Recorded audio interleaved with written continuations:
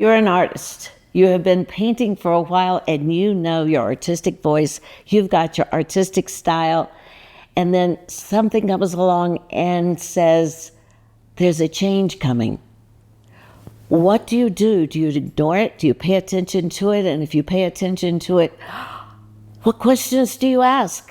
How do you deal with this? That's what we're going to discuss in this video, so stay tuned. It's an important one.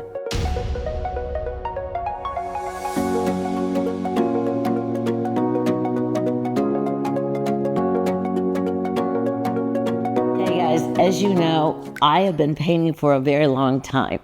Yes, I have my artistic style. Yes, I have my artistic voice. And then all of a sudden, something comes along and it says,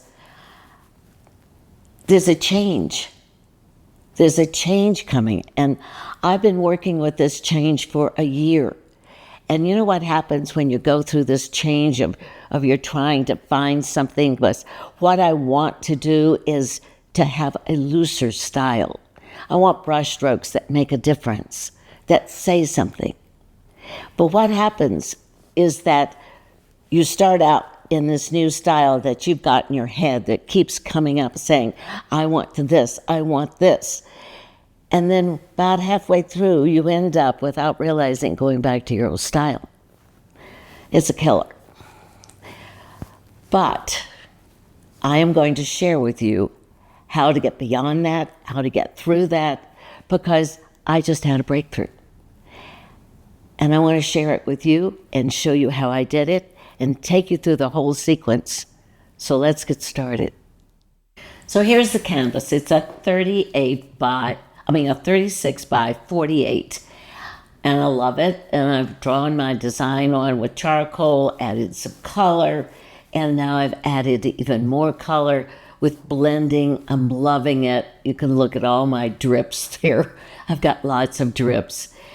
And then all of a sudden I start seeing this big shape. It's the white shape there in the center. And I'm thinking, oh, I've never really done something over just one shape. So I develop it into this. And I think it's coming along. I'm adding, I'm subtracting. And I'm all of a sudden beginning to get a glow.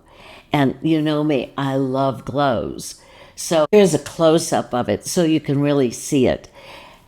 It's beautiful. The glow is wonderful. I love my colors. They're gray and they're so forth. But where are my strokes? Where is what I was looking for? And I can't see a way to take this further. So I think, well, if I can't take it any further, then I must let it go. This is not a painting that I can sign my name and say it's wonderful. But I wish I could have, because I do like the glow. All right, that painting, as an oil 36 by 48, I loved it, but it didn't work. So what do? And by the way, I don't wait to paint over an oil. I go right in there because I don't have the patience to wait. Plus, I will lose that feeling. So now I'm going to start a new painting. And this time I'm going to be kind of loosey-goosey, because you know I always do thumbnail sketches. I'm going to be loose. My brush strokes are going to be loose, and we're going to see how it goes. Now, here is my first attempt. I mean, this took probably 30 minutes. And I have to tell you guys, I love it. I love the energy. I love the colors. This is wet on wet. You can see the painting below. It has depth. It's got those loose brush strokes with the energy that is just exploding off of the canvas. And I loved it, but you know what we do when we start out. Then I decide, okay, I'm going to paint more. And what do? I see a donkey. I see a dog. I it's just a mess. It's not saying anything to me. And so, of course, I'm on my loosey goosey thing, and so I darken it up. I get rid of my donkey.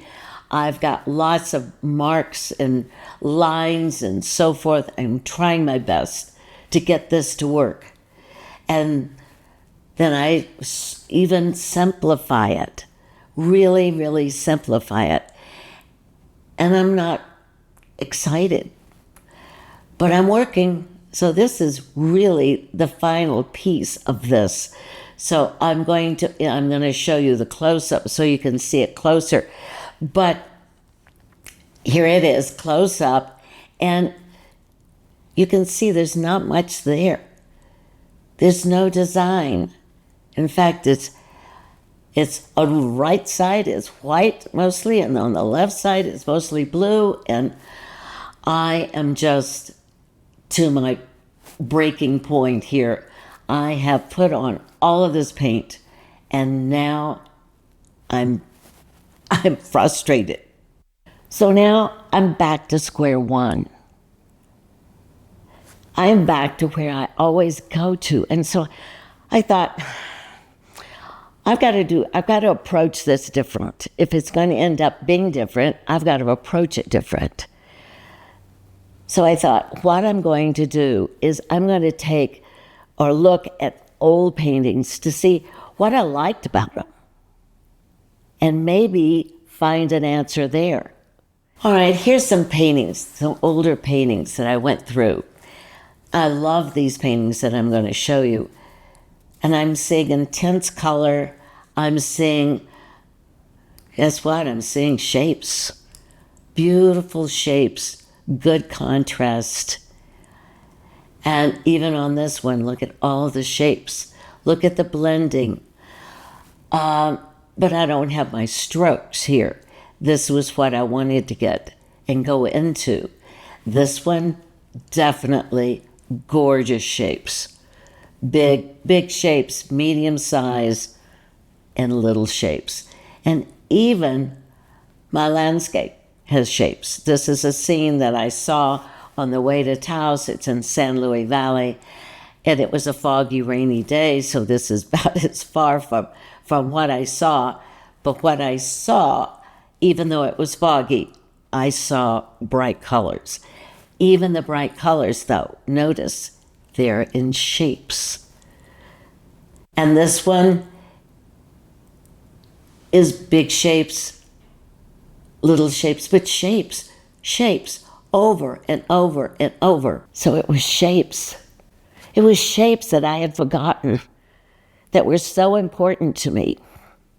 But now I thought, okay, how do I combine loose brushstrokes and shapes?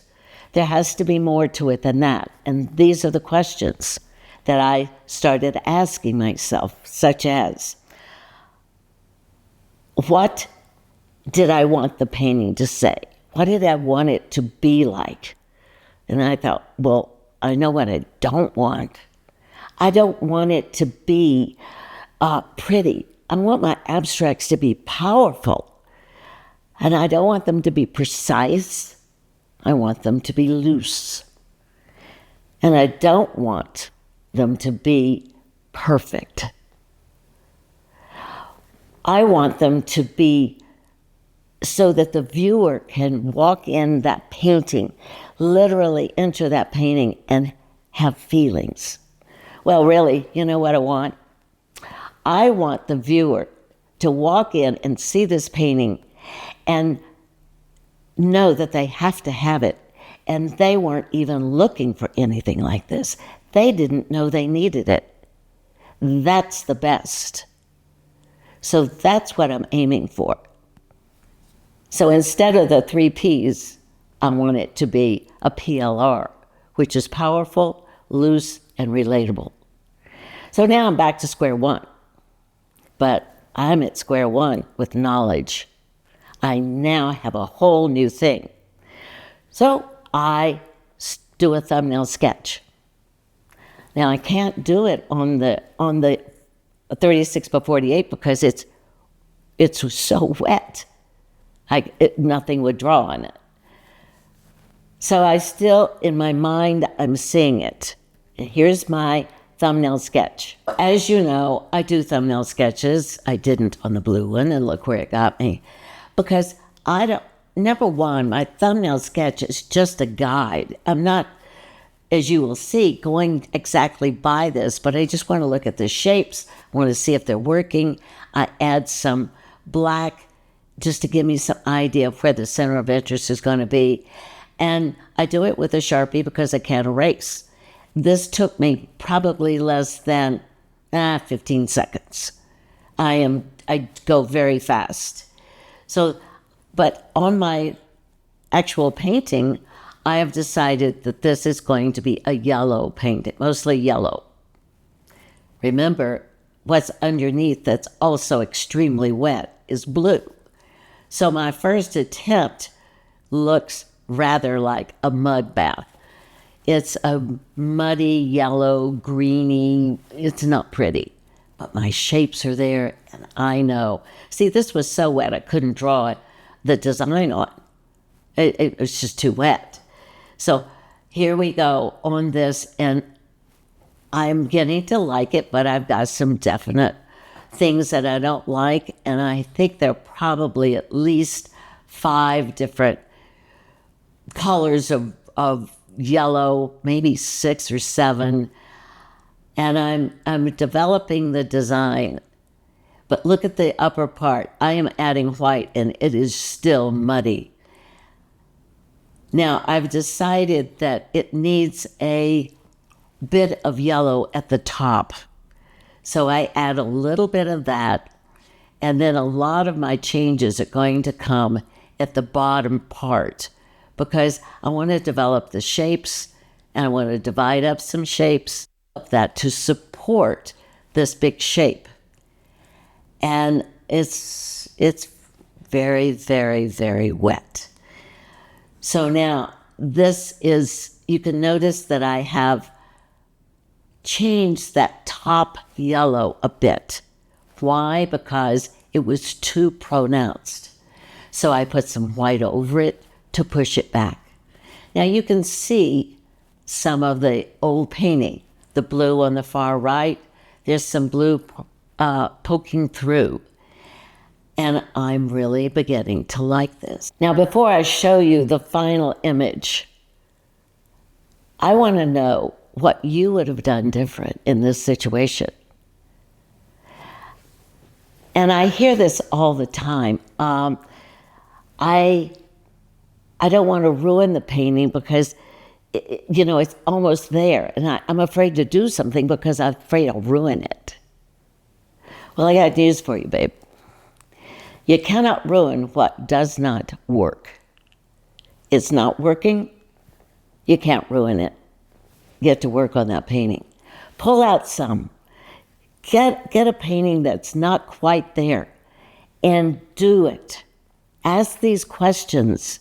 Figure out what you really want and go for it because you cannot ruin what does not work. So leave a comment. I really want to know how you feel about this process. It was a breakthrough for me. It was an aha moment. So now this is the final piece, guys. I love it. It's what I call a breakthrough painting for me. It's got the shapes, it's got the strokes. Also, I want you to notice the nuances that are within this painting. The other thing is that I want to make sure that you click on the video that's popping up on your screen right now. I will see you there, and know that I love you.